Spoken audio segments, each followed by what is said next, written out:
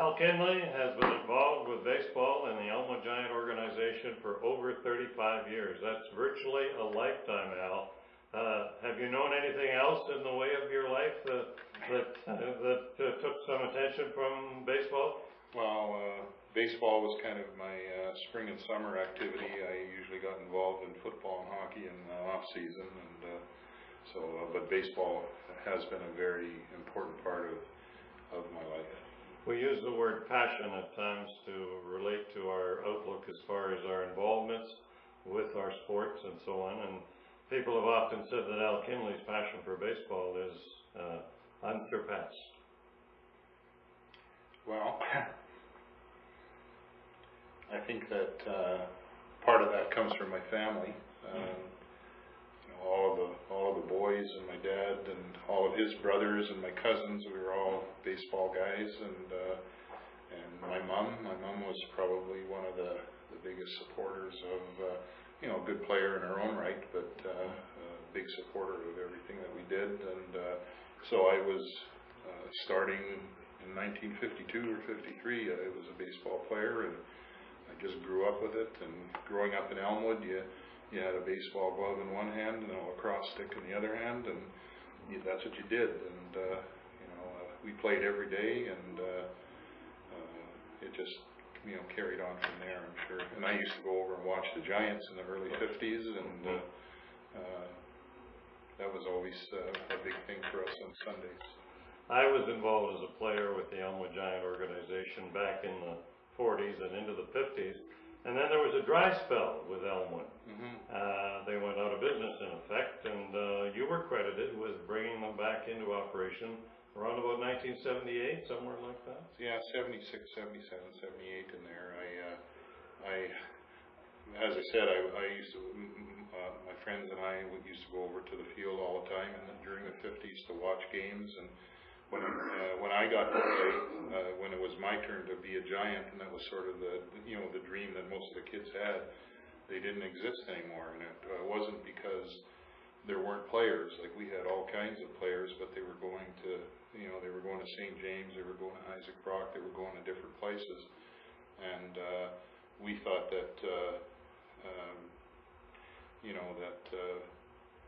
it would be nice to get the organization going again, because we had such a strong minor program going at the time. And we just didn't want to have the kids going somewhere else to play. So we tried to start up the Giants, and I guess we were fairly successful in doing that. So, Al, as far as highlights are concerned, as you look back on all those years in Elmwood, what sticks out maybe more than anything else? Well, I have a couple of things.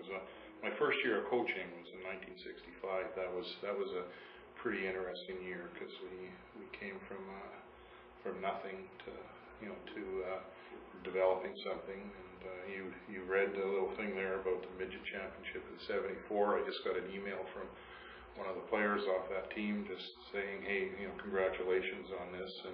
And he reminded me we won the provincial championship on a suicide squeeze punt. So that's a highlight. The first junior team that won it, great bunch of guys: Kerry, Randy Ladbrook, my brother Bill, and that was a thrill too, because we ended up winning the not just the junior but the juvenile as well. And then in recent times, 2003, we went 1-10 at the beginning of the season, and ended up winning the Manitoba Championship in the end with a bunch of young kids. And that team went to Windsor to the Canadians and did pretty well. So I've had lots of them over the years, but they kind of stick out a little. Right. Outside of the Elmwood success story, your feelings about the Manitoba Junior Baseball League, or how baseball is going generally in the province right now? I think the Manitoba Junior Baseball League is one of the best kept secrets in the city. We have a 7-team league right now, and Scott Neal is our president. And we went through a time there where the league was fine, but we just didn't have the organizers to kind of keep the thing in the newspapers.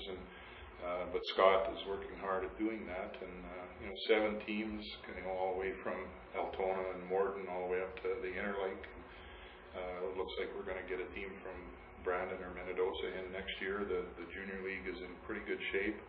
We just need to find some people off the field to do the administration of the league, I think. And baseball in general, I think the numbers are down, but I think they've kind of balanced out.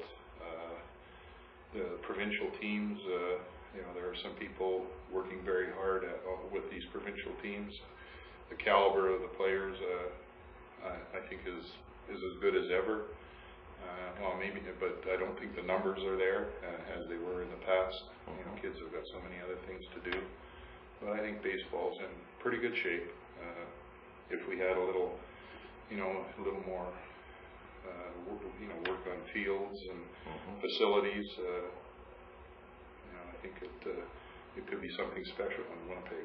We can't match some of the rural communities for the community support that they get for their teams, but there's certainly lots of interest. Al, you've had a pretty happy relationship with baseball, and I'm sure it's going to continue. Yeah, it's been, like I think I said earlier, it's been an important part of my life, and I know that probably will continue to be. There's nothing better than on Saturday afternoon than to go and sit in the dugout at the Ball Diamond and either have a practice going on or watching somebody else practice. And I think we've actually instilled that in a few of the guys. We have guys come home from college before they even go home. They stop in the dugout because they know we're going to be there on Saturdays.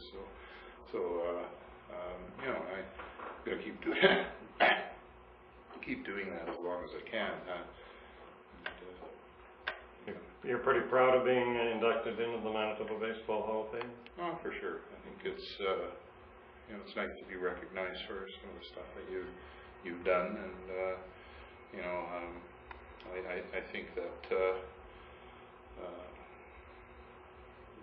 to be in there with the people that are there, yourself, Lori Artis, who was just here before, and Curly Haas, and some of the names there. It's a real thrill for sure. Al Kinley, one of the latest members of the Manitoba Baseball Hall of Fame.